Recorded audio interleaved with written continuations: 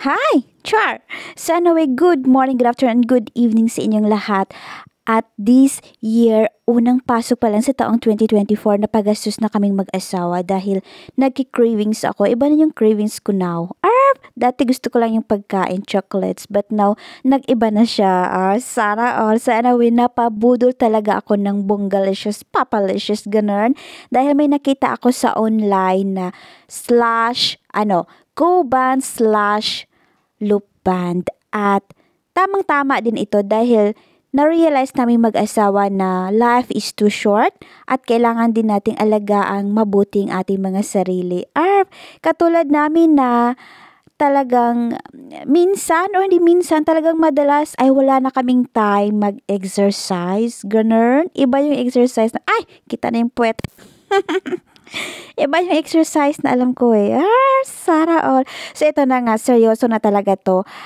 Bumili ako ng Go Band slash Loop Band dahil bihira lang kaming lumalabas ng asawa ko or takot kami sa mga tao dahil we are endangered species.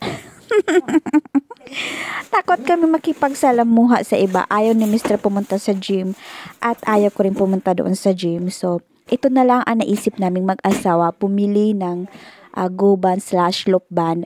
Dahil kahit papaano, kahit nasa loob kami ng bahay, nanonood kami ng TV or whatever, kailangan din naming mag-exercise. Pwede namin itong isabay sa panonood ng TV at exercise. Ganun. So, ito na nga ang ating unboxing. Nakita nyo naman na talagang super easy lang niya. Naka-assemble na siya lahat. 99%. Akala ko nga, kailangan pa naming ipagkabit or i-connect or assemble every parts. But yun, pagbukas ko nagulantang ako dahil gaya ng nasabi ko ay 99% talagang na-assemble na siya. At itong gulong lang, may ilang parts lang tulad ng gulong na kailangan talagang ikabit. So sa mga nagbabalak dyan na bumili, at least may guide na kayo. No worries dahil napaka-easy lang talaga niya. At ito palang nabili namin ay manual. Dahil alam niyo naman na super talaga akong kuripot. Hindi naman kuripot, nagtitipid lang ako dahil magastos din, diba? Lalong-lalo na December. Ang dami talagang gastos ng December. So, wala na. Ubos na yung budget natin. So, ito lang na kaya na namin. At again, nagustuhan ko siya dahil eco-friendly. Higit sa lahat, not pricey. At kaya niya palang buhatin ang 120 kilos. Yung husband ko before, 120 kilos siya.